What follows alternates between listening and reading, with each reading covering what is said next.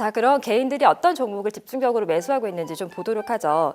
3월 보겠습니다. 지난달입니다. 일단 삼성전자입니다. 단연 1위인데요. 금액이 거의 5조입니다. 앞서서 3월 한 달 동안 순매수한 규모가 11조 원 좀 넘는다고 말씀드렸으니까 거의 절반이 삼성전자라고 보시면 되는 거고요. 2위는 코스피가 많이 떨어졌기 때문에 많이 오를 것이다. 이런 시각에 베팅하는 ETF죠. 코덱스 레버리지 ETF가 2위고요. 반대로 더 떨어질 것으로 보는 시각에 맞춘 종목입니다. 코덱스 200 선물 인버스 이 ETF가 3위를 기록했습니다.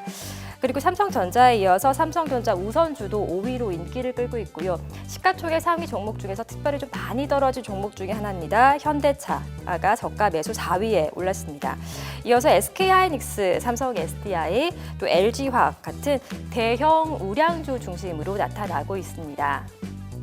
자, 그런데 이러한 패턴은 과거와 비교하면 좀 달라진 흐름이라고 합니다. 삼성증권이 지난 2008년 금융위기 당시의 개인들의 순매수 패턴과 최근을 비교해 봤는데요. 자, 2008년 개인 순매수 상위 보시면요. LG전자, 한국조선해양, 대우조선해양, 두산중공업, SK이노베이션을 보였습니다.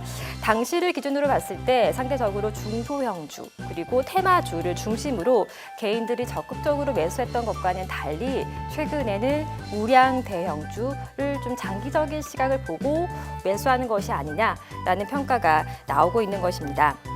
개인 투자자의 최근에 높아진 정보력을 바탕으로 자신이 살 종목을 직접 선택하고 행동에 나서고 있다라는 평가인데요. 또 많은 충분한 검토를 거쳐서 직접 손쉽게 MTS라든지 HTS를 통해서 계좌에 담고 있고 또 그렇기 때문에 단기적인 주가 움직임에는 투자 행태가 크게 쉽게 흔들리지 않고 있다. 이렇게 평가를 하고 있습니다. 자, 그렇다면 여러분들은 어떻게 생각하시나요? 개인들의 최근과 같은 주식시장 위로의 러시, 올바른 선택일까요?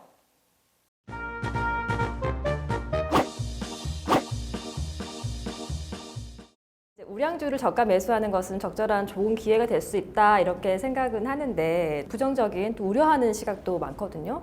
네, 어떻게 보세요? 네. 지금 이제 개인 투자자들의 매수세가 유입되고 있는 것 자체는 긍정적으로 평가할 수 있습니다. 그렇지만 이제 저점이 언제인지를 정확하게 판단하는 것은 대단히 어려운 일이라고 볼 수가 있습니다. 지금이 저점이라고 판단하기에는 다소간 이제 이른 그런 이제 느낌이 들거든요. 지금 코로나가 아직도 굉장히 맹위를 떨치고 있고요.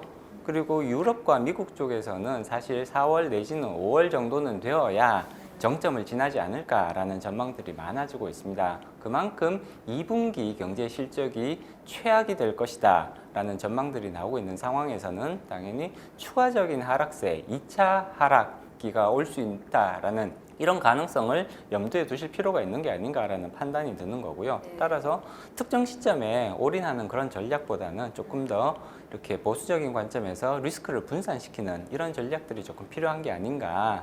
다소간 이렇게 자금들이 너무 서둘러서 주식 시장으로 유입되고 있는 게 아닌가라는 우려도 제기해 볼 수 있습니다. 네, 좀 분산 투자하는 전략이 좀 필요하다는 말씀이신 것 같은데 그런 관점이라면 그래도 이번만큼은 개인들의 선택이 100점 100패로 이어지지는 그래도 않을 걸로 좀 보시나요? 일단 지금 이제 상당히 유의적인 성과를 거둘 가능성 자체는 높다고 볼 수가 있습니다. 다만 이제 이렇게 유의적인 성과를 거두기 위해서는 어느 시점보다 지금 리스크 관리가 굉장히 중요한 시점이라고 볼 수가 있습니다.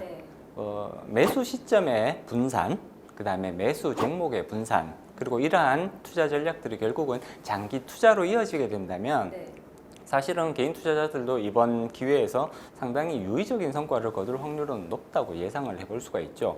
저점이 언제인가를 정확하게 판단하는 것은 대단히 어렵습니다. 그렇기 때문에 특정 시점에 매수세를 집중시키는 것보다는 여러 번으로 매수 시점을 분산하는 이러한 전략은 굉장히 중요하다고 볼 수가 있고요. 마찬가지로 특정 종목에만 올인하는 전략보다는 그래도 최소한 서너 개의 종목 정도로 해서 분산시켜서 종목을 나누어주는 이런 것들이 결국은 오히려 더 좋은 투자 성과를 거둘 가능성들이 높습니다.